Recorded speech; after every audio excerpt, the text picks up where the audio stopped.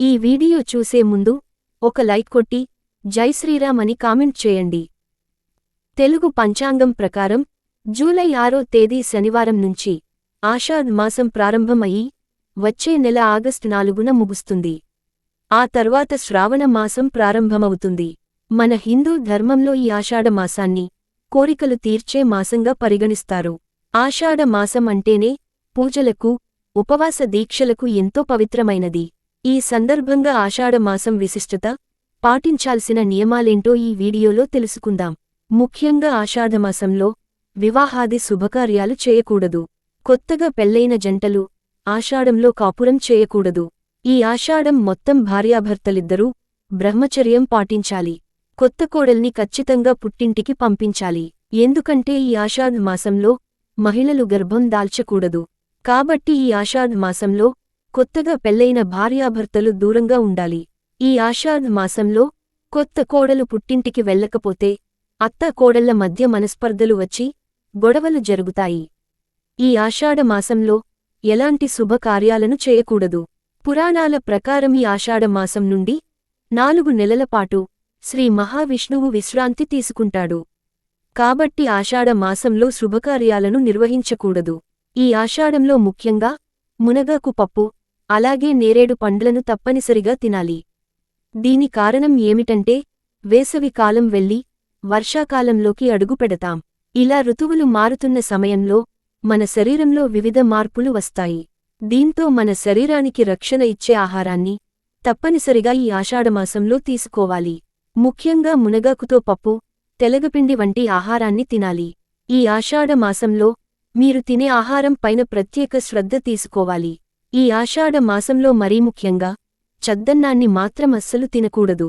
అలాగే ఈ ఆషాఢమాసంలో ఆకుకూరలు, మాంసం, చేపలు, మద్యం, బెండకాయలు, వెల్లుల్లి, ఉల్లిపాయలు ఈ పదార్థాలను మాత్రం ఆహారంలో తీసుకోకూడదు.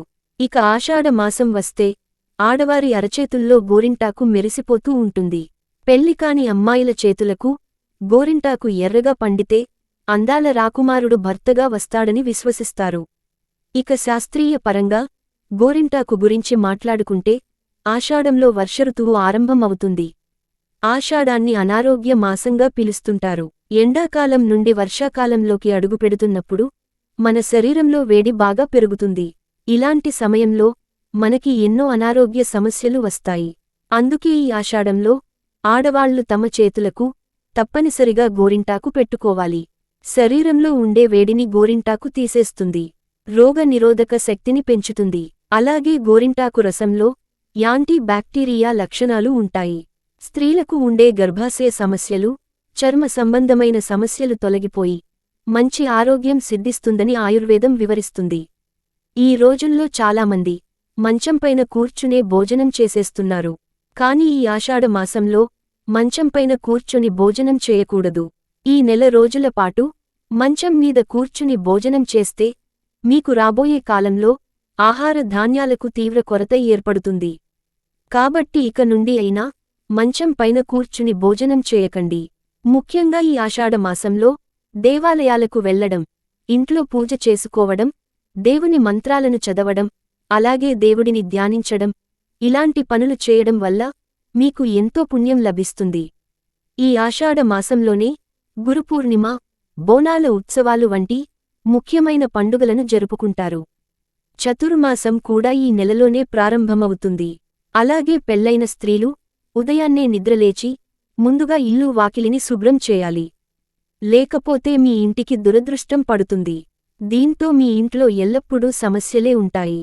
ఏ స్త్రీ అయితే ఉదయమే నిద్రలేచి ఇంటి ముందు కల్లాపి చల్లి చక్కగా ముగ్గులు వేస్తుందో ఆ ఇంట్లో ముక్కోటి దేవతలు నివసిస్తారని అనడంలో ఎలాంటి సందేహం లేదు. మనలో చాలామంది దీపారాధన చేస్తున్నప్పుడు ఒక కుంది మాత్రమే ఉపయోగిస్తారు. కాని ఈ ఆషాఢ మాసంలో ఇంట్లో పూజలు చేసేటప్పుడు ఖచ్చితంగా 2 దీపాలు వెలిగించాలి. అప్పుడే మీరు చేసే పూజలకు పుణ్యఫలితం లభిస్తుంది. ఒకవేళ కనుక మీరు చేసే పూజలో ఒక కుంది మాత్రమే వాడినప్పుడు 3 వత్తులతో దీపారాధన చేయండి. ఈ ఆషాఢ మాసంలో ముఖ్యంగా ఎవరైనా ఆపదలో ఉన్నవారికి మట్టి కుండ, గొడుగు, ఉప్పు, జామకాయల, ఈ వస్తువులలో ఏదో ఒకటి దానం చేస్తే మీ కుటుంబానికి ఎంతో పుణ్యం లభిస్తుందని వేద పండితులు చెబుతున్నారు. ఈ ఆషాఢ మాసంలో నీటిని వృధా చేయకూడదు.